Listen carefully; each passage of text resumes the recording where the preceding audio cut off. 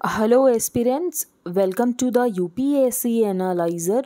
So today we will discuss newspaper analysis dated 30th July, and if you are liking this analysis then please like, share and subscribe.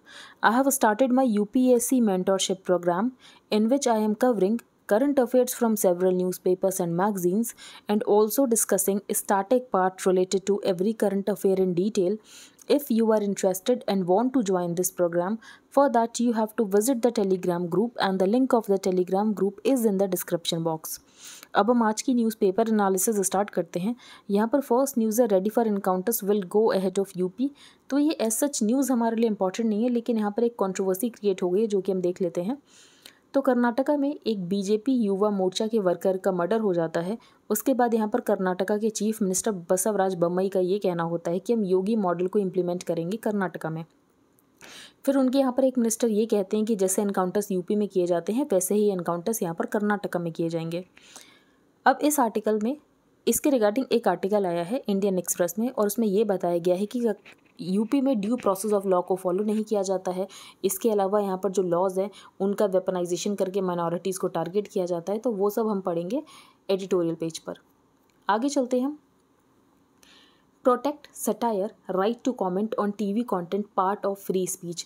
तो आपने YouTube पर ऐसे बहुत सारे channels देखे होंगे जो कि क्या करते हैं, जो टीवी का कंटेंट है उसको दिखाते हैं और उसके ऊपर सटायर बेसिकली सटायरिस्ट का काम करते हैं। और ये केस यहाँ पर न्यूज़ लॉन्ड्री से रिलेटेड है। तो न्यूज़ लॉन्ड्री यहाँ पर जो टीवी चैनल्स है फॉर एग्जाम्पल आज तक, उसके ऊपर यहाँ पर सटायर करता था। तो stating that the creative genre of satire must be encouraged and protected. और यहाँ पर दिल्ली हाई कोर्ट का ये कहना है right to comment on content created on social media. तो सोशल मीडिया के ऊपर अगर कोई भी कंटेंट क्रिएट हो रहा है तो उसके ऊपर कमेंट किया जा सकता है।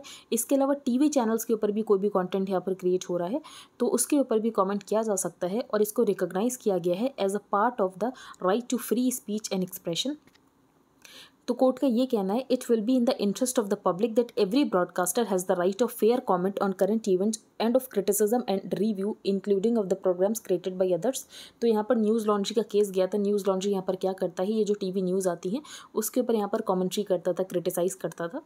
तो उसके बाद ये केस गया है जिसमें दिल्ली हाई कोर्ट ने रिकॉग्नाइज़ किया है कि यहाँ पर जो right to comment on content created on social media और टीवी चैनल्स, ये यहाँ पर पार्ट है right to freedom of speech and expression का।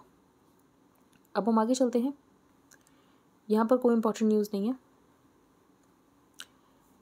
Eight 168 Maharashtra has maximum pending CBI probe request. अब कुछ स्टेट्स थे, मेनली यहाँ पर ऑपोजिशन स्टेट्स थे, जिन्होंने जनरल कंसेंट विड्रॉ कर ली थी सीबीआई की। और उन्होंने अगर जनरल कंसेंट विड्रॉ कर लिया, इसका मतलब ये है कि अगर सीबीआई को किसी भी केस को इन्वेस्टिगेट करना है उस पर्टिकुलर स्टेट में तो सीबीआई को यहाँ पर उस स्टेट गवर्नमेंट की पहले परमिशन चाहिए होगी। तो since 2015 as many as 9 states have withdrawn general consent to the CBI. Withdrawal of general consent का मतलब ये होता है कि अगर केसेस को प्रूव करना होगा इन स्टेट्स में तो सीबीआई को पहले परमिशन लेनी पड़ेगी फ्रॉम द स्टेट गवर्नमेंट। तो बेसिकली हर केस के बेसिस पर यहाँ पर परमिशन लेनी पड़ेगी। CBI has claim that this has tied its hand. और यहाँ पर जो परमिशंस है, बहुत सारी परमिशंस पेंडिंग है जो कि स्टेट गवर्नमेंट नहीं दे रही है। In November last year Supreme Court expressed concern over CBI submission की जो 78% of its 150 request for sanction to investigate cases अभी भी वो पेंडिंग है स्टेट गवर्नमेंट्स के पास। तो बेसिकली ये हमने जनरल कंसेंट डिस्कस कर ली जो कि सीबीआई से यहाँ पर 9 स्टेट्स थी जिन्होंने विड्रॉ कर ली है। और अगर यहाँ पर जनरल कंसेंट विड्रॉ कर ली, इसका मतलब ये है कि हर केस टू केस बेसिस पर यहाँ पर परमिशन लेनी पड़ेगी फ्रॉम द स्टेट गवर्नमेंट अगर किसी पर्टिकुलर स्टेट में जाकर यहाँ पर प्रूव करना है। Government revives plan for higher education regulatory body. तो यहाँ पर नेशनल एजुकेशन पॉलिसी में भी बात कही गई थी कि एक रेगुलेटरी बॉडी बनाई जाएगी HECI नाम की, और जो बाकी रेगुलेटरी बॉडीज़ है वो इसमें मर्ज हो जाएंगी। तो बेसिकली नेशनल एजुकेशन पॉलिसी में ये कहा गया था कि इंडिया में एक प्रॉब्लम है ओवर रेगुलेशन की। तो ओवर रेगुलेशन होता है जिसकी वजह से यहाँ पर जो हायर एजुकेशन के इंस्टीट्यूशंस हैं उनको यहाँ पर ऑटोनॉमी नहीं मिल पाती है। तो यहाँ पर रेगुलेशन किया जाएगा लेकिन ओवर रेगुलेशन नहीं किया जाएगा। तो उसके लिए ही एक ड्राफ्ट प्रपोजल लाया जाएगा। तो 2 years after the launch of the national education policy 2020 which propose the setting up of a higher education commission of India, और सेंटर उसके लिए ही एक ड्राफ्ट बिल लेकर आने वाली है that will bring to life the propose regulatory body for college and university level education. तो उस बॉडी का नाम होगा higher education commission of India. Sources set while the ultimate objective जो HECI बिल का होगा वो ये होगा कि जो UGC की एक्टिविटीज़ हैं वो यहाँ पर HECI को दे दी जाए, all India council for technical education and the national council for teacher education under one roof. तो ये तीनों की जो रिस्पॉन्सिबिलिटीज़ है फिर यहाँ पर HECI को दे दी जाएगी। 2030 तक एम क्या है सरकार का, तो 2030 तक सरकार का ये एम है कि हर डिस्ट्रिक्ट में एक multidisciplinary higher education institute होना चाहिए। फिर यहाँ पर एक स्कूल इनोवेशन पॉलिसी की बात की गई है जो कि यहाँ पर सरकार ने लॉन्च की है। स्कूल इनोवेशन पॉलिसी यहाँ पर प्रमोट करेगी आइडिएशन को, प्रॉब्लम सॉल्विंग और एंटरप्रेन्योरशिप स्किल्स को। ये तीसरी नेशनल एजुकेशन पॉलिसी है। इससे पहले 2 और पॉलिसीज़ आ चुकी हैं। तो पहली आई थी 1968 में, दूसरी 1986 में, और ये 3rd पॉलिसी है। अब हम आगे चलते हैं। Need to address energy food crisis. तो यहाँ पर जो हमारे एक्सटर्नल अफेयर्स मिनिस्टर हैं ये उज़्बेकिस्तान गए हुए हैं क्योंकि शंघाई कोऑपरेशन ऑर्गेनाइजेशन की फॉरेन मिनिस्टर्स मीटिंग है ताशकंद में। External affairs minister S Jaishankar on Friday said he highlighted that the world faces, यहाँ पर वर्ल्ड फेस कर रहा है एनर्जी और फूड क्राइसिस को, क्योंकि यहाँ पर कोविड पैंडेमिक था, उसके बाद यहाँ पर यूक्रेन और रशिया की क्राइसिस आ गई जिसकी वजह से यहाँ पर फूड और एनर्जी क्राइसिस यहाँ पर वर्ल्ड फेस कर रहा है। While participating in the SCO foreign ministers meeting at Tashkent in Uzbekistan, यहाँ पर इन्होंने सोल्यूशन ये दिया है कि रेजिलिएंट और डाइवर्सिफाइड सप्लाई चेन्स होनी चाहिए कि किसी एक पर्टिकुलर कंट्री के ऊपर ही बहुत ज़्यादा डिपेंडेंस ना हो, तो उसके लिए डाइवर्सिफाइड और सप्लाई चेन्स होनी चाहिए। He also set that zero tolerance for terrorism, तो टेररिज्म के लिए जीरो टॉलरेंस होनी चाहिए। इसके अलावा टेररिज्म के सारे मैनिफेस्टेशन के लिए भी जीरो टॉलरेंस होनी चाहिए। फिर उन्होंने ये बताया कि इंडिया जो है अफगानिस्तान में जो लोगों की लगातार हेल्प कर रहा है, लगातार यहाँ पर ह्यूमैनिटेरियन एड प्रोवाइड कर रहा है। फिर यहाँ पर ये बताया गया कि चाहबार पोर्ट कितना इंपॉर्टेंट हो सकता है for the SCO's economic cooperation. तो यहाँ पर चाहबार पोर्ट की बात की गई। फिर अफगानिस्तान को हम यहाँ पर सपोर्ट प्रोवाइड कर रहे हैं। तो ये सब यहाँ पर डिस्कशन हुआ है। अब हम आगे चलते हैं। Match fee for 50% medical seats with government colleges. तो आपको ये पता है कि इंडिया में जो प्राइवेट मेडिकल कॉलेजेस हैं उनकी फ़ी बहुत ज़्यादा होती है।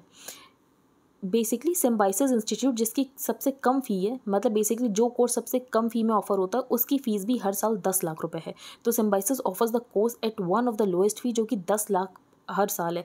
तो इसका मतलब यहाँ पर MBBS अगर आप प्राइवेट कॉलेज से करते हो तो ये बहुत ज़्यादा कॉस्टली हो जाता है, और उसकी वजह से यहाँ पर जो स्टूडेंट्स हैं वो यूक्रेन जैसे कंट्रीज़ में जाते हैं MBBS करने, यूक्रेन, चाइना वगैरह में। तो सरकार ने ये कहा था लास्ट ईयर, प्राइम मिनिस्टर ने ये कहा था कि जो फ़ी होगी यहाँ पर प्राइवेट कॉलेजेस में, तो जो हाफ सीट्स की फ़ी होगी वो उतनी ही होगी जितनी गवर्नमेंट कॉलेजेस की होती है। तो गवर्नमेंट कॉलेजेस की जितनी फ़ी होगी, तो फॉर एग्जांपल किसी प्राइवेट कॉलेज में 1000 सीट्स हैं तो जो 500 सीट्स की फ़ी होगी वो उतनी ही होगी जितनी की गवर्नमेंट कॉलेजेस की है।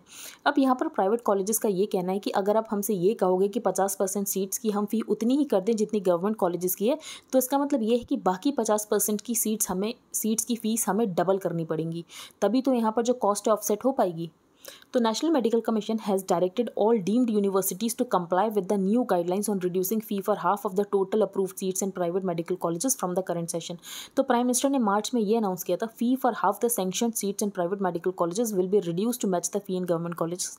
और यहाँ पर यूनिवर्सिटी का ये कहना है कि यहाँ पर जो गवर्नमेंट कॉलेजेस हैं उनको तो सब्सिडी मिलती है, लेकिन यहाँ पर प्राइवेट कॉलेजेस को तो सब्सिडी नहीं मिलती है। तो ऐसे में वो अपनी कॉस्ट को ऑफसेट करने के लिए उनको बाकी जो 50% सीट्स हैं उनकी कॉस्ट डबल करनी पड़ेगी। तो universities claim that in the absence of any subsidy the move will just make the remaining half of the private seats unaffordable. The cost of medical education India में बहुत ज़्यादा high है। जो self finance institutes हैं उनके लिए सिर्फ फ़ी ही एक सोर्स ऑफ रेवेन्यू है। तो अगर सरकार ये रेगुलेशंस ले आए कि जो 50% यहाँ पर सीट्स होगी उसकी आपको यहाँ पर फ़ी हाफ करनी, तो ऑफकोर्स यहाँ पर जो बाकी 50% सीट्स हैं उनकी यहाँ पर फ़ी डबल हो जाएगी। NMC allows Indian medical students from China, Ukraine to sit for FMGE। अब FMGE एक एग्ज़ाम होता है जिसका नाम है फॉरेन मेडिकल ग्रेजुएट एग्ज़ाम। तो यहाँ पर जो बच्चे बाहर से मेडिकल की पढ़ाई करके आते हैं तो इंडिया में अगर उनको प्रैक्टिस करना होता है तो उन्हें इस एग्ज़ाम को क्वालिफाई करना होता है जिसका नाम है FMGE। तो final year medical students from countries such as China and Ukraine who were forced to return to India owing to the COVID-19 pandemic or the war will now be eligible to appear in foreign medical graduate exam, a screening test that foreign medical students को clear करना पड़ता है अगर उनको India में medicine को practice करना है। ये हम MiG-21 का ये जो न्यूज़ है ये हम डिस्कस करेंगे एक्सप्लेन पेज पर। SC allows intervention applications refuses to take up fresh petitions। तो ये प्लेसेस ऑफ वर्शिप एक्ट 1991 की बात की गई है। तो इससे पहले भी हम ये बहुत बार डिस्कस कर चुके हैं प्लेसेस ऑफ वर्शिप एक्ट 1991। तो प्लेसेस ऑफ वर्शिप एक्ट 1991 ये कहता है कि अगस्त 15, 1947 को जिस प्लेस ऑफ वर्शिप का जैसा रिलीजियस कैरेक्टर था वो वैसा ही रहेगा, उसको चेंज करने की कोशिश नहीं की जाएगी। और इसमें जो अयोध्या वाला केस था वो एक्सेप्शन था, क्योंकि वो पहले से ही यहाँ पर कोर्ट में था। तो it mandates that the nature of all places of worship except Ayodhya shall be maintained as it was on August 15, 1947। इसके अलावा प्लेसेस ऑफ वर्शिप एक्ट में ये भी कहा गया था कि जुडिशियल रिव्यू नहीं हो सकता है। तो act bars the remedy of judicial review. तो बेसिकली यही चैलेंज किया गया है कि जुडिशियल रिव्यू तो एक basic feature of the constitution होता है, तो ये एक्ट जुडिशियल रिव्यू को कैसे बार कर सकता है। तो आपको प्लेसेस ऑफ वर्शिप एक्ट 1991 पता होना चाहिए, जो कि ये कहता है कि अगस्त 15, 1947 को जिस प्लेस ऑफ वर्शिप का कैरेक्टर जैसा था उसको वैसा ही रहने दिया जाएगा। अब हम आगे चलते हैं। Decline in road accidents and deaths since 2018। तो यहाँ पर 2018 और 2020 के डेटा को कंपेयर किया गया है और ये पता चला है कि जो एक्सीडेंट्स की वजह से डेथ होती हैं वो यहाँ पर कम हुई हैं। तो रोड एक्सीडेंट्स भी कम हुए हैं, इसके अलावा डेथ्स भी रोड एक्सीडेंट्स की वजह से कम हुई हैं। तो 4.5 लाख एक्सीडेंट हुए थे 2019 में, लेकिन 2020 में डेटा सिर्फ 3.5 लाख है। अब ऐसा चेंज क्यों आया? तो बेसिकली लोगों को एजुकेट किया गया, अवेयर किया गया। इसके अलावा जो रोड की क्वालिटी अच्छी की गई, जो व्हीकल्स है उसकी भी क्वालिटी यहाँ पर अच्छी की गई, और इन्फोर्समेंट और इमरजेंसी केयर की वजह से यहाँ पर जो रोड एक्सीडेंट्स है उसमें हमें कम देखने को मिला है। तमिलनाडु में सबसे ज़्यादा रोड एक्सीडेंट्स होते हैं, लेकिन सबसे ज़्यादा रोड एक्सीडेंट्स की वजह से डेथ यूपी में होती है। फिर यहाँ पर MiG-21 की बात की गई, तो MiG-21 एक बार फिर से क्रैश हो चुका है। तो अब MiG-21 bison aircraft of the Indian air force crashed in Barmer, जिसकी वजह से हमारे 2 पायलट्स की जान चली गई है। It brings to focus the number of crashes MiG-21 aircraft have suffered. यहाँ तक कि जो MiG-21 का निकनेम है वो ये है फ्लाइंग कफन, क्योंकि बहुत ज़्यादा क्रैशेस देखने को मिले हैं MiG-21 में। तो there have been 6 MiG-21 bison crashes in the last 20 months. तो पिछले 20 महीने में ही यहाँ पर लगभग 6 MiG-21 क्रैशेस हो चुके हैं। अब यहाँ पर सरकार ने बात की है कि ये जो MiG-21 बाइसन है इनको फेज आउट कर दिया जाएगा 2025 तक। तो MiG-21 bison will be phased out of the IAF by 2025 और रिवाइव किया जाएगा विद तेजस। तेजस क्या है? तो इंडिजीनियस लाइट कॉम्बैट एयरक्राफ्ट है। तो तेजस इंडिजीनियस लाइट कॉम्बैट एयरक्राफ्ट है, तो उससे रिवाइव किया जाएगा, और जो MiG-21 है उनको यहाँ पर फेज आउट कर दिया जाएगा। IAF received the first MiG-21 Bison and the last in 2008, और ये बेसिकली अपग्रेडेड वर्जन है सोवियत एरा MiG-21 बेस का। तो इसको यहाँ पर फ्लाइंग कफन भी इसका यहाँ पर निकनेम है, ये यहाँ पर मेंशन है, क्योंकि एक्सीडेंट्स बहुत ज़्यादा होते हैं, बहुत ज़्यादा क्रैशेस होते हैं MiG-21 में। फिर हम ये डिस्कस कर लेते हैं monkeypox too early to jab. ये जो वायरस है मंकी पॉक्स, ये बिलोंग करता है ऑर्थोपॉक्स वायरस जीनस को, और कौन सी फैमिली को बिलोंग करता है? तो ये बिलोंग करता है पॉक्स विरिडे फैमिली को। तो पॉक्स विरिडे फैमिली को बिलोंग करता है और ऑर्थोपॉक्स वायरस जीनस को बिलोंग करता है। अब इसका ट्रांसमिशन लो है, इसीलिए इसका फेटिलिटी रेट भी आपको कम ही मिलेगा। तो इसका ट्रांसमिशन भी लो है, फेटिलिटी रेट भी बहुत ज़्यादा कम है। तो first reason is that the transmission of efficiency is low. For example जो आर वैल्यू है कि 1% कितनों को इन्फेक्ट कर सकता है, वो बहुत ज़्यादा कम है। तो R value the basic reproduction number that represents the number of people who can get the infection from one infected person, ये बहुत ज़्यादा लो है। तो इसका मतलब ये है कि ये डिजीज़ कोविड-19 की तरह तो स्प्रेड बिल्कुल नहीं होगी, क्योंकि इसकी जो आर वैल्यू है, आर वैल्यू ये बताती कि एक इंसान कितने लोगों को इन्फेक्ट कर सकता है, वो इसकी बहुत ज़्यादा कम है। इसके अलावा जो मंकी पॉक्स इन्फेक्शन है वो मेनली ट्रांसमिट हो रहा है through the sexual route. Second, not everyone is at equal risk of getting the infection. तो number of people at high risk is going to be smaller, जो कि Covid के case में किसी को भी हो सकता था इन्फेक्शन, ऐसा यहाँ पर मंकी पॉक्स में नहीं है। Third, those with monkey pox, तो फॉर एग्जांपल जिसको कोविड होता है तो आपको कोई फीचर्स ऐसे देखकर नहीं समझ आएगा कि इसको कोविड है, लेकिन मंकी पॉक्स में जैसे स्किन पे लीजियंस हो जाते हैं तो इससे मंकी पॉक्स देखकर ही समझ आ जाता है कि इस पर्सन को यहाँ पर मंकी पॉक्स है, क्योंकि सिम्टम्स दिखने लगते हैं। तो third, those with monkeypox get skin lesions with the symptoms starting between 6 and 13 days after getting the infection.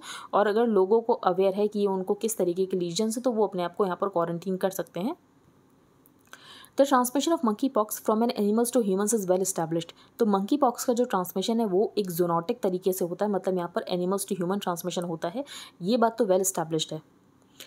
और ये क्यों हुआ था? क्योंकि बुश मीट को यहाँ पर कंज्यूम किया जाता था, जिसकी वजह से यहाँ पर जो वायरस है वो जूनोटिकली ट्रांसमिट हो गया।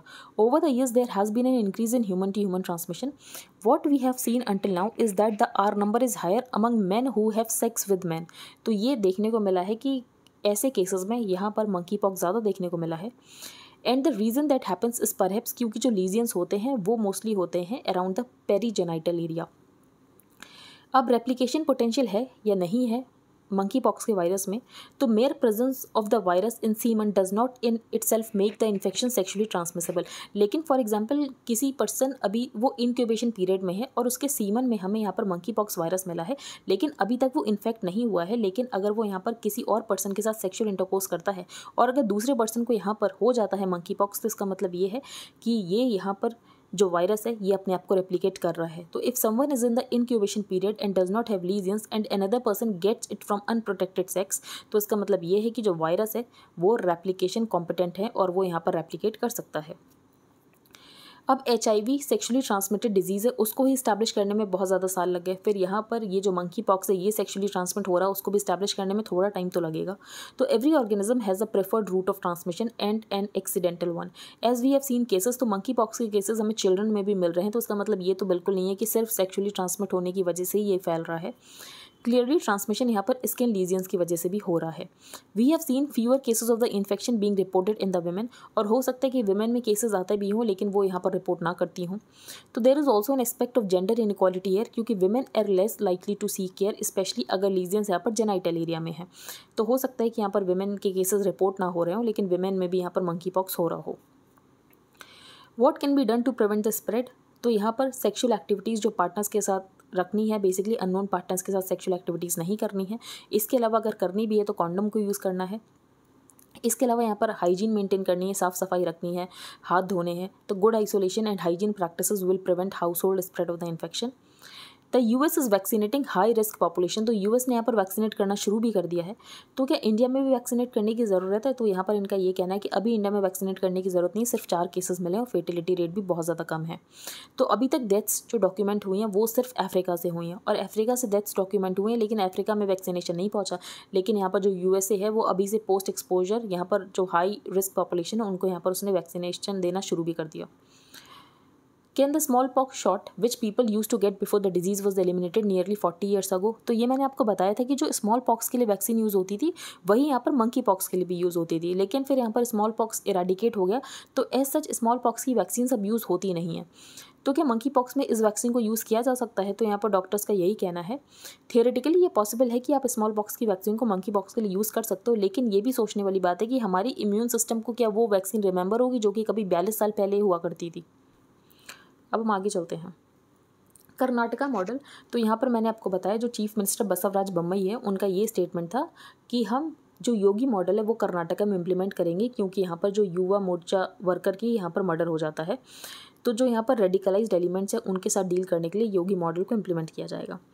अब यहाँ पर ऑथर ने योगी मॉडल को क्रिटिसाइज किया है। तो Yogi model that Bommai seeks to invoke to a large extent has to do with an assertive majoritarianism and the weaponisation of the law to the target the minority. तो यहाँ पर ऑथर का ये कहना है कि योगी मॉडल में जो लॉ है उसको वेपनाइज किया जाता है मिनॉरिटीज़ को टारगेट करने के लिए। NTCA प्रोटेस्ट के बाद हमें ये समझ आया कि यूपी एडमिनिस्ट्रेशन में ड्यू प्रोसेस ऑफ लॉ को फॉलो नहीं किया जाता है। इसके अलावा जो एलिज्ड प्रोटेस्टर्स हैं जो कि यहाँ पर मिनॉरिटी कम्युनिटी को बिलोंग करते हैं उनके यहाँ पर घरों को डिमोलिश कर दिया जाता है। जो म्यूनिसिपल लॉज हैं उनको सिलेक्टिवली यूज़ किया जाता है। It is true that Karnataka has been facing the problem of radicalization of youth, लेकिन इसका मतलब ये नहीं कि रेडिकलाइजेशन ऑफ यूथ की प्रॉब्लम को सॉल्व करने के लिए आप यहाँ पर ड्यू प्रोसेस ऑफ लॉ को फॉलो नहीं करोगे।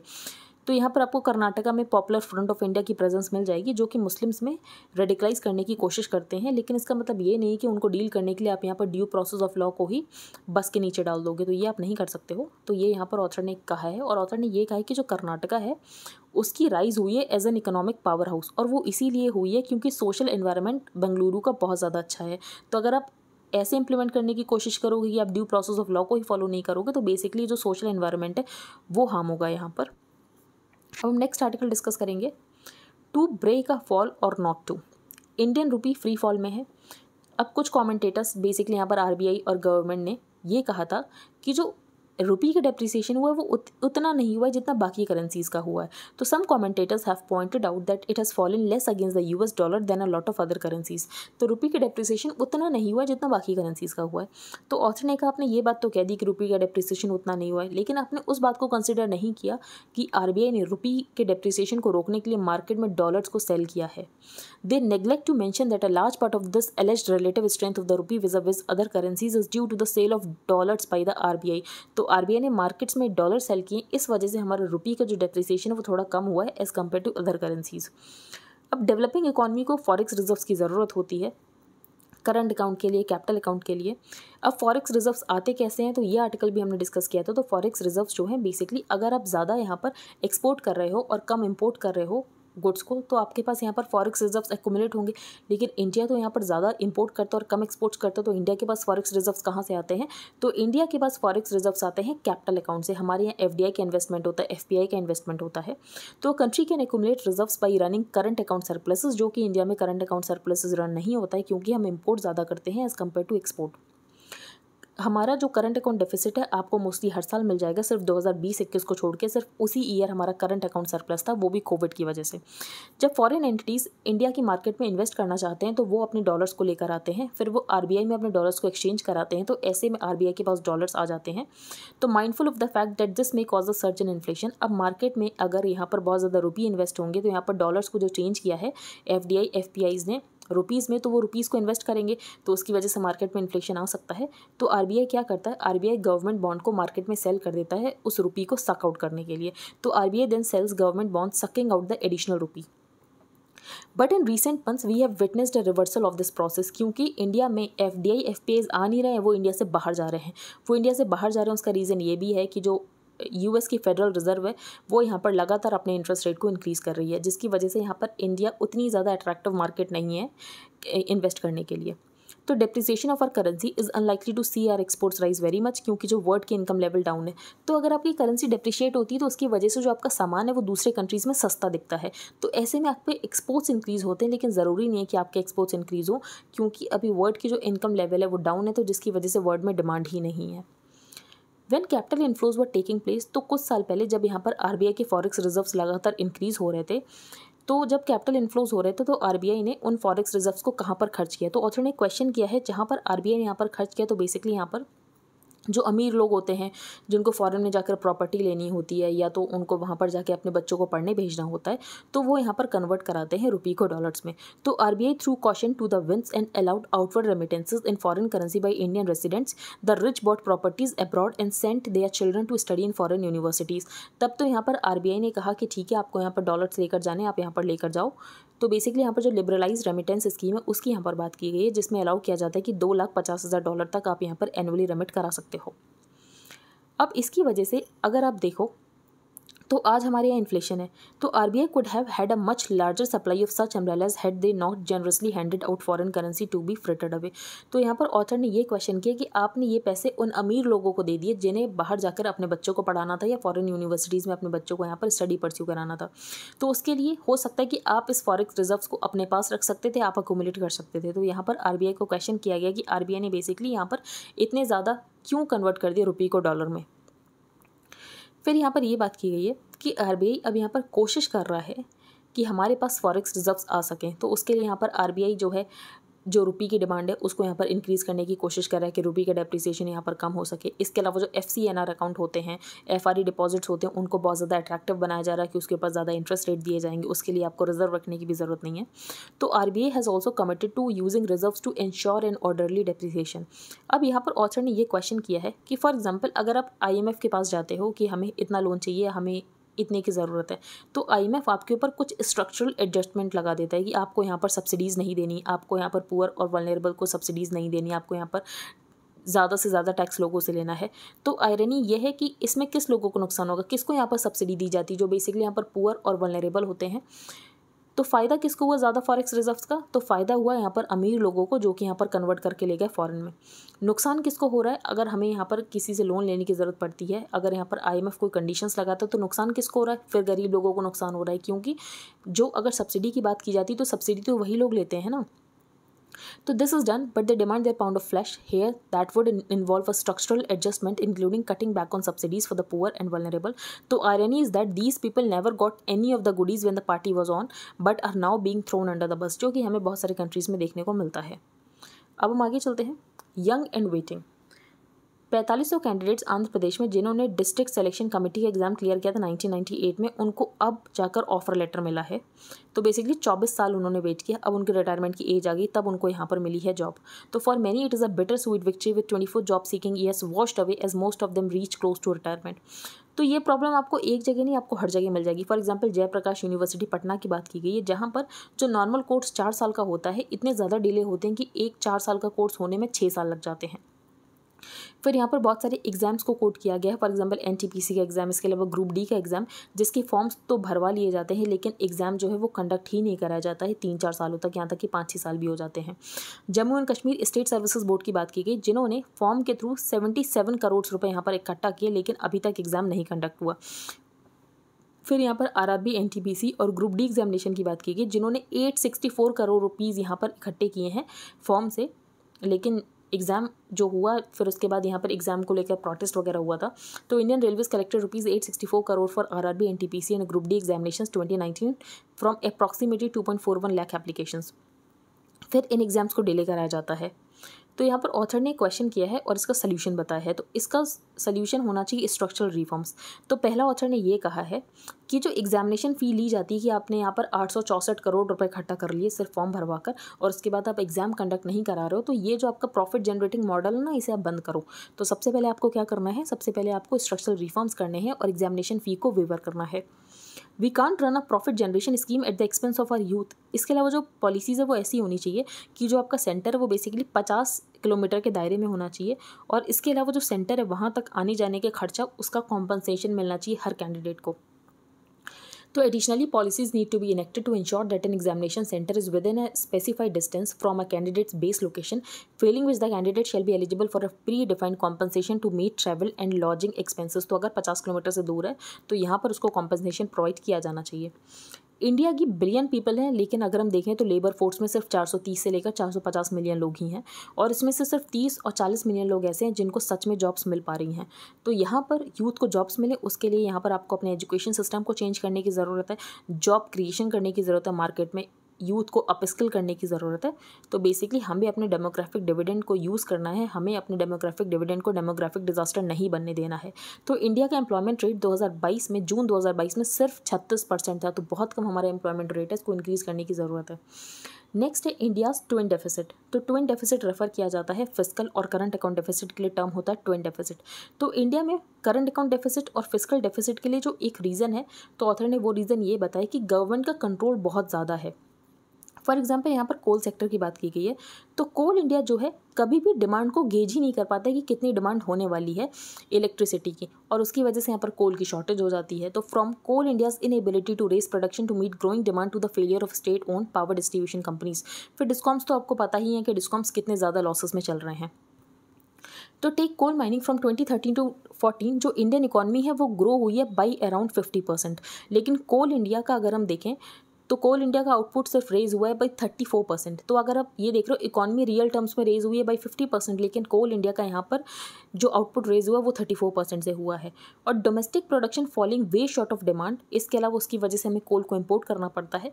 तो इंडिया की आयरनी यही है कि हमारे पास लार्जेस्ट कोल रिजर्व्स होने के बाद भी हम यहाँ पर लार्जेस्ट कोल इंपोर्टर भी हैं। तो ironically a country that is one of the largest coal reserves in the world is also one of the largest coal importers.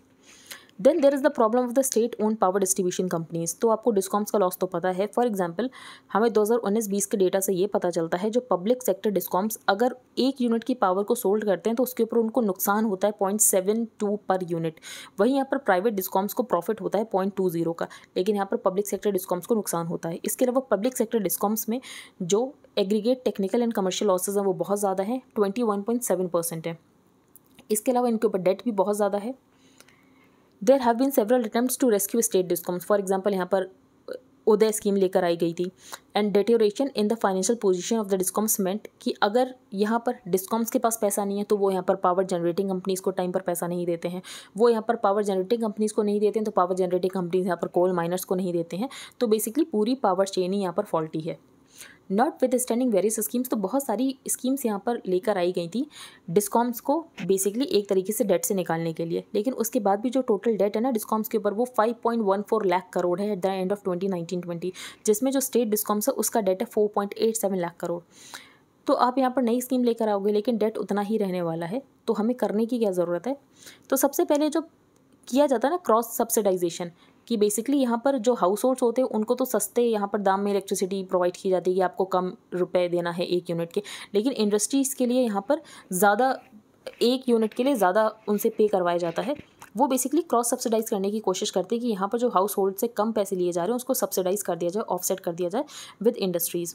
तो उसकी वजह से जो इंडस्ट्रीज़ है अगर उसको ज़्यादा पैसा देना पड़ रहा है इलेक्ट्रिसिटी के लिए, तो उसका मतलब ये है कि वो जो भी प्रोडक्ट बनाएगा वो उतने ज़्यादा कॉम्पिटिटिव नहीं होंगे। तो सबसे बड़ी प्रॉब्लम तो ये क्रिएट होती है। और इन डेफिसिट्स को अगर हमें सॉल्व करना है तो उसके लिए हमें कुछ चेंजेस करने पड़ेंगे, हमें मार्केट डिटरमाइंड प्राइस की तरफ जाना पड़ेगा। तो यहाँ पर जो सरकार प्राइस रेगुलेट करती है ना कि आपको एग्रीकल्चर में जो फार्मर्स है उनको इतने दामों के ऊपर इलेक्ट्रिसिटी प्रोवाइड करनी है, हाउस होल्ड्स को आपको इतने दामों के ऊपर इलेक्ट्रिसिटी प्रोवाइड करनी, तो ये करने की जरूरत है। आपको यहाँ पर मार्केट डिटरमाइंड प्राइसेस की तरफ शिफ्ट होने की जरूरत है। तो without shifting to market determined prices, reforms are ultimately about price, little headway is likely to be made. अब हम आगे चलते हैं। यहाँ पर बात की गई है एक मेन ब्लैक सी पोर्ट की जिसका नाम है चेर्नोमोर्स्क। तो ये आपको पता होना चाहिए, जो कि ओडेसा में ही है। तो president Volodymyr Zelensky visits one of Ukraine's main black sea ports Chornomorsk. अब यहाँ पर वर्ल्ड बैंक ने ये कहा है कि अभी ये कोई भी फाइनेंशियल पैकेज नहीं देने वाले हैं श्रीलंका को। तो world bank says no new financing plans for Lanka. तो in a statement the world bank said Sri Lanka needed to adopt structural reforms, और जिसकी वजह से श्रीलंका में प्रॉब्लम आई है, श्रीलंका को उसको एड्रेस करने की ज़रूरत है। तो ये यहाँ पर वर्ल्ड बैंक का कहना है। पर वर्ल्ड बैंक ने ये कहा कि अभी तो हम कोई भी यहाँ पर फाइनेंस प्लान नहीं देने वाले हैं। बाकी IMF के साथ बात चल रही है श्रीलंका की, IMF के साथ कोई बेल आउट पैकेज मिल जाए इन्हें। Africa is alone in monkeypox deaths but has no vaccine doses. तो मैंने आपको बताया USA में वैक्सीनेट किया जा रहा है लोगों को, जिनको एक्सपोजर हो सकता है मंकी पॉक्स से उनको वैक्सीनेट किया जाता है। लेकिन अफ्रीका में मंकी पॉक्स की वजह से डेथ्स भी हो रही हैं, तब भी यहाँ पर अफ्रीका में वैक्सीन नहीं पहुंची हैं। तो after covid monkey pox is again showing, जो वर्ड है वो वर्ल्ड में जो रिचर कंट्रीज़ है वो तो अपनी पॉपुलेशन के लिए यहाँ पर वैक्सीन को स्टोर कर लेते हैं, लेकिन यहाँ पर जो अफ्रीका जैसे कॉन्टिनेंट है वहाँ पर वैक्सीन पहुँच तक नहीं रही है। तो WHO has said it is creating a vaccine sharing mechanism, लेकिन ये वैक्सीन शेयरिंग मैकेनिज्म कब तक आए ये भी देखने वाली बात है। तो Africa still does not have a single dose of the monkey pox vaccine, even though it's the only continent जिसने डॉक्यूमेंट की है कि मंकी पॉक्स की वजह से इनकी यहाँ हुई है death. Concerns over data transfer overseas, Chinese ownership behind BGMI ban। तो बैटलग्राउंड मोबाइल इंडिया, इससे पहले यहाँ पर जो PUBG था तो PUBG को बैन कर दिया गया था। फिर यहाँ पर इसका रीब्रांडेड वर्जन आया बैटलग्राउंड्स मोबाइल इंडिया। तो इसको भी यहाँ पर सरकार ने गूगल से टेक डाउन करवा दिया है, गूगल का जो ऐप स्टोर है और यहाँ पर एप्पल का जो ऐप स्टोर है, क्योंकि ये जो है ये डेटा शेयर करता था चाइना के साथ। तो बेसिकली जो इनकी कंपनी है ये, जिसका नाम है क्राफ्टन, तो क्राफ्टन में 13.5% जो शेयर हैं वो हैं चाइना के टेंसेंट होल्डिंग्स के। अभी चाइना के टेंसेंट होल्डिंग्स के शेयर हैं, जिसकी वजह से ये लोग डेटा यहाँ पर चाइना के साथ भी शेयर कर रहे थे। तो as per the privacy policy of the BGMI, यहाँ पर इनका ये कहना है कि हम कोई डेटा शेयर नहीं कर रहे थे, लेकिन अगर कभी ज़रूरत होती है तो हो सकता है हमने शेयर किया हो। अब सरकार कैसे ऑर्डर्स इशू कर सकती है कि ये जो है ये टेक डाउन कर दो आप? तो सरकार के पास ये पावर होती है under section 69A of the information technology act 2000। तो blocking order it is learned has been issued under section 69A of the information technology act 2000, जो कि गवर्नमेंट को एम्पावर करता है कि गवर्नमेंट यहाँ पर इंटरमीडिएरीज को कह सकती है, जैसे कि गूगल या एप्पल को, कि किसी भी लिंक को टेक डाउन कर दो। कौन कौन से मैटर में? तो in the interest of sovereignty and integrity of India, ये जो डिफेंस ऑफ इंडिया का matter, security of the India, friendly relations with foreign states, और पब्लिक ऑर्डर, और for preventing incitement to the commission of any cognizable offence relating to the above. तो यहाँ पर सरकार के पास पावर है कि सरकार यहाँ पर इंटरमीडिएरीज को बोल सकती है कि आपको यहाँ पर इस लिंक को टेक डाउन करना है या इस ऐप को टेक डाउन करना है, और ये सरकार के पास पावर है under section 69A of the information technology act 2000। अब हम एक बार रिवाइज कर लेते हैं जो भी हमने रीच किया। तो फर्स्ट पेज पर हमने सिर्फ ये रीच किया कि दिल्ली हाईकोर्ट का ये कहना है कि जो सटायर है वो भी यहाँ पर पार्ट है right to free speech and expression का। बाकी यहाँ पर फर्स्ट पेज पर यहाँ पर कोई भी इंपॉर्टेंट न्यूज़ नहीं थी। फिर यहाँ पर 9 स्टेट्स ऐसे हैं जिन्होंने CBI की जनरल कंसर्न को विड्रॉ कर लिया है। तो CBI की जनरल कंसर्न को विड्रॉ कर लिया, इसका मतलब ये है कि हर केस टू केस बेसिस पर यहाँ पर स्टेट गवर्नमेंट की परमिशन की ज़रूरत पड़ेगी। फिर यहाँ पर सेंटर एक ड्राफ्ट बिल लेकर आएगा और higher education commission of India को बनाया जाएगा, जो कि नेशनल एजुकेशन पॉलिसी में भी बात की गई थी कि higher education commission of India को बनाया जाएगा, और ये जो ओवर रेगुलेशन की प्रॉब्लम है ना इसको सॉल्व किया जाएगा और यूनिवर्सिटीज़ को ज़्यादा ऑटोनॉमी दी जाएगी। फिर यहाँ पर सरकार ने लॉन्च किया है स्कूल इनोवेशन पॉलिसी, जिससे कि यहाँ पर प्रॉब्लम सॉल्विंग स्किल्स और एंटरप्रेन्योरशिप स्किल्स यहाँ पर चिल्ड्रन में प्रमोट की जाएगी। फिर यहाँ पर हर डिस्ट्रिक्ट में 2030 तक एक multidisciplinary higher education institute होना चाहिए, और ये तीसरी नेशनल एजुकेशन पॉलिसी, इससे पहले 1968 में आई थी, फिर 68 को रिवर्स कर दो, दूसरी 1986 में आई थी। हमारे एक्सटर्नल अफेयर्स मिनिस्टर गए हुए हैं उज़्बेकिस्तान ताशकंद में, वहाँ पर इन्होंने फूड क्राइसिस की बात की, एनर्जी क्राइसिस की बात की और चाहबार पोर्ट की बात की। फिर अब हम आगे चलते हैं। तो यहाँ पर प्राइवेट जो मेडिकल सीट्स हैं, प्राइवेट कॉलेजेस, उनको ये कहा गया कि 50% मेडिकल सीट्स की उतनी ही कॉस्ट आपको रखनी पड़ेगी, उतनी फ़ी रखनी पड़ेगी जितनी कि यहाँ पर गवर्नमेंट कॉलेजेस की होती है। फिर एक एग्ज़ाम देना पड़ता है, जो भी यहाँ पर फॉरेन से मेडिकल की स्टडी करके आते हैं उनको यहाँ पर एग्ज़ाम देना होता है, जिसका नाम होता है फॉरेन मेडिकल ग्रेजुएट एग्ज़ाम, और इसको पास करने के बाद ही वो इंडिया में प्रैक्टिस कर सकते हैं। फिर मिग 21 हमने डिस्कस कर लिए थे एक्सप्लेन पेज पर। प्लेसेस ऑफ वर्शिप एक्ट 1991 वो ये कहता है कि अगस्त 15, 1947 को जिस प्लेस ऑफ वर्शिप का जैसा रिलीजियस कैरेक्टर है वो वैसा ही रहेगा, और ये एक्ट बार करता है कि जुडिशियल रिव्यू भी नहीं हो सकता है। फिर इसमें जो अयोध्या केस है वो इसके बाहर था। इंडिया में रोड एक्सीडेंट्स और डेथ्स रोड एक्सीडेंट्स की वजह से उसमें डिक्लाइन हुआ है। फिर हमने मंकी पॉक्स के बारे में डिस्कस किया। मंकी पॉक्स यहाँ पर बिलोंग करता है ऑर्थोपॉक्स वायरस जीनस को, और यहाँ पर जो फैमिली है वो है पॉक्स विरिडे। तो ये आपको पता होना चाहिए। बाकी आर वैल्यू इसकी बहुत ज़्यादा कम है। आर वैल्यू का मतलब ये होता है कि एक इंसान कितने लोगों को इन्फेक्ट कर सकता है। फिर फेर्टिलिटी रेट भी इसका बहुत ज़्यादा कम है। जो ट्रांसमिशन है इसका जूनोटिक डिजीज़, इसका मतलब ये है ट्रांसमिशन इसका एनिमल्स टू ह्यूमन्स हुआ है, लेकिन ह्यूमन टू ह्यूमन ट्रांसमिशन भी उसके बाद होता है। फिर ये सेक्सुअली ट्रांसमिट होती है नहीं होती है, अभी इसके बारे में ज़्यादा डेटा नहीं है, तो अभी ये इस्टेब्लिश नहीं हुआ है। फिर यहाँ पर हमने मिग 21 डिस्कस किए। तो मिग 21 की वजह से बहुत ज़्यादा क्रैशेज हुए हैं और हमारे बहुत सारे लोगों की यहाँ पर जान भी गई है। तो मिग 21 तो इसको सरकार यहाँ पर 2025 तक फेज आउट कर देगी और इसको रिप्लेस किया जाएगा बाय द तेजस, जो कि इंडिजीनस लाइट कॉम्बैट एयरक्राफ्ट है। फिर यहाँ पर योगी मॉडल को क्रिटिसाइज़ किया गया, वो हम डिस्कस कर चुके हैं। To break a fall or not to, तो ये आर्टिकल ये था कि इंडियन रुपी लगातार यहाँ पर डिप्रिशिएट हो रहा है, लेकिन सरकार का ये कहना है कि ये उतना डिप्रिशिएट नहीं हो रहा, बाकी जितनी करेंसीज डिप्रिशिएट हो रही हैं। तो ऑथर ने बताया उसका रीज़न ये है कि आरबीआई जो है वो डॉलर्स को मार्केट में सेल कर रही है रुपी की डिप्रिसिएशन को रोकने के लिए। फिर यहाँ पर ऑथर ने ये बताया कि कोई भी कंट्री फॉरेक्स रिजर्व्स को कैसे एक्यूमुलेट करता है। तो यहाँ पर अगर वो कंट्री ज़्यादा एक्सपोर्ट कर रहा है, कम इंपोर्ट कर रहा है, तो ऐसे में उस कंट्री के पास डॉलर्स आते हैं और उसके फॉरेक्स रिजर्व्स एक्यूमुलेट होते हैं। लेकिन इंडिया में ये कंडीशन नहीं है। इंडिया ज़्यादा इंपोर्ट करता है और कम एक्सपोर्ट करता है। तो इंडिया में जो फॉरेक्स रिजर्व्स आते हैं वो कैपिटल अकाउंट की वजह से आते हैं, क्योंकि हमारे यहाँ एफडीआई और एफपीआई इन्वेस्ट करते हैं। तो एफडीआई और एफपीआई जब अपने डॉलर्स लेकर आते हैं इंडिया में इन्वेस्ट करने के लिए, तो वो आरबीआई के पास पहले जब एक्सचेंज कराते हैं उन डॉलर्स को रुपीज़ में। फिर आरबीआई क्या करता है, आरबीआई को डर होता है कि रुपये अगर मार्केट में जाएंगे तो हो सकता है इन्फ्लेशन आ जाए, तो आरबीआई मार्केट में गवर्नमेंट बॉन्ड्स को सेल करता है और उसके बाद उन रुपीज़ को सक आउट कर लेता है, जिसकी वजह से मार्केट में इन्फ्लेशन ना आए। लेकिन अभी ये सिचुएशन थोड़ी रिवर्स हो गई है। तो इंडिया में यहाँ पर एफडीआई एफपीआई इन्वेस्ट तो नहीं कर रहे हैं, लेकिन इंडिया से अपना पैसा लेकर बाहर जा रहे हैं, क्योंकि जो यूएस का फेडरल रिजर्व है वो लगातार अपने इंटरेस्ट रेट को इंक्रीज़ कर रहा है। फिर यहाँ पर ऑथर ने आरबीआई को क्रिटिसाइज़ किया, आरबीआई की पॉलिसी को क्रिटिसाइज़ किया है कि जब आरबीआई के पास फॉरेक्स रिजर्व्स थे तो आरबीआई यहाँ पर लिबरलाइज रेमिटेंस स्कीम के अंतर्गत यहाँ पर जो अमीर लोग होते हैं उनके यहाँ पर रुपये को डॉलर्स में कन्वर्ट करता गया और वो यहाँ पर डॉलर्स लेकर फॉरेन में जाते गए अपने बच्चों को यहाँ पर फॉरेन यूनिवर्सिटीज़ में पढ़ाने। लेकिन अब जब यहाँ पर इंडिया में कमी हो गई है और इंडिया में हमें इन्फ्लेशन ज़्यादा देखने को मिल रहा है, तो उसके बाद यहाँ पर आरबीआई कुछ नहीं कर पा रहा है, क्योंकि आरबीआई के पास जो फॉरेक्स रिजर्व्स हैं वो आरबीआई जो है वो वेस्ट कर चुका है यहाँ पर जो अमीर लोग हैं उनको देने में। फिर हम आगे चलते हैं। तो यहाँ पर ये बताया गया यंग एंड वेटिंग। तो यहाँ पर सबसे पहले ये बताया गया कि आंध्र प्रदेश में यहाँ पर 4500 कैंडिडेट्स थे जिनको अब ऑफर लेटर मिला है। तो बेसिकली 28 साल 24 साल उन्होंने वेट किया था। तो हमें क्या क्या चेंज करने की ज़रूरत है, तो स्ट्रक्चरल रिफॉर्म्स करने की ज़रूरत है। तो पहला ये कि आप एग्जामिनेशन फ़ी को वेव ऑफ कर दो, कि आपको एग्जामिनेशन फ़ी लेने की ज़रूरत नहीं है। इसके अलावा जो भी कैंडिडेट जहाँ भी उसका एग्जामिनेशन सेंटर है, तो अगर काफ़ी दूर है तो ऐसे में आप उसको कॉम्पनसेट करो। जो यूथ है उसको आप यहाँ पर एजुकेट करो, उसको यहाँ पर स्किल्स प्रोवाइड करो। तो अपने डेमोग्राफिक डिविडेंड को रीप करने की कोशिश करो, ना कि उसको यहाँ पर डेमोग्राफिक डिजास्टर में कन्वर्ट करने की कोशिश करो। फिर बियॉन्ड द बेल आउट, तो यहाँ पर ट्विन डेफिसिट की बात की गई। तो ट्विन डेफिसिट होता है यहाँ पर करंट अकाउंट डेफिसिट और फिस्कल डेफिसिट। तो इंडिया में दोनों ही बढ़ रहे हैं। उसका एक रीज़न ये है सरकार का बहुत ज़्यादा इंटरवेंशन। तो यहाँ पर कोल इंडिया की बात की गई। तो कोल इंडिया जो है वो कभी डिमांड को गेज ही नहीं कर पाता कि आने वाले टाइम में कितनी डिमांड रहने वाली है। तो इंडिया के पास कोल रिजर्व्स हैं, उसके बाद भी हमें कोल इंपोर्ट करना पड़ता है, क्योंकि ये लोग डिमांड को गेज नहीं कर पाते हैं। फिर यहाँ पर डिस्कॉम्स को कितना ज़्यादा लॉस चल रहा है। तो डिस्कॉम हर एक यूनिट ऑफ पावर पे 0.72 जो है यहाँ पर उनको नुकसान हो जाता है, जबकि यहाँ पर जो प्राइवेट सेक्टर डिस्कॉम्स होते हैं उनको यहाँ पर 0.20 पर यूनिट फ़ायदा होता है। तो बेसिकली यहाँ पर सरकार ने यहाँ पर ऑथर ने ये कहा है कि आप मार्केट डिटरमाइंड प्राइस के ऊपर शिफ्ट हो जाओ। तो जब तक यहाँ पर सरकार रेगुलेट करती रहेगी कि कितने प्राइस पे इलेक्ट्रिसिटी मिलनी चाहिए, तब तक ये प्रॉब्लम हमें देखने को ही मिलेगी, आप भले ही कितनी स्कीम्स ले आओ। फिर यहाँ पर हमने एक लोकेशन देखी जो कि है चेरनोमॉक्स। फिर यहाँ पर हमने ये देखा कि अफ्रीका को वैक्सीन नहीं मिल रही, जबकि अफ्रीका में मंकी पॉक्स की वजह से डेथ्स भी डॉक्यूमेंट हो चुकी हैं। फिर यहाँ पर BGMI को बैन कर दिया गया है, क्योंकि BGMI में जो कंपनी है उसकी जो पेरेंट कंपनी है वो टेंसेंट है। बेसिकली जो 13.8 शेयर होल्डिंग थी इसमें तो वो यहाँ पर एक चाइनीज़ कंपनी थी और चाइनीज़ कंपनी के साथ डेटा शेयर किया जा रहा था। तो ये हमारे लिए इंपॉर्टेंट नहीं, लेकिन ये इंपॉर्टेंट है कि सरकार के पास section 69A of the information technology act 2000 के अंदर ये पावर है। सरकार एम्पावर्ड है कि सरकार यहाँ पर इंटरमीडियरीज को बोल सकती है कि किसी पर्टिकुलर लिंक को टेक डाउन कर दो या किसी पर्टिकुलर ऐप को टेक डाउन कर दो।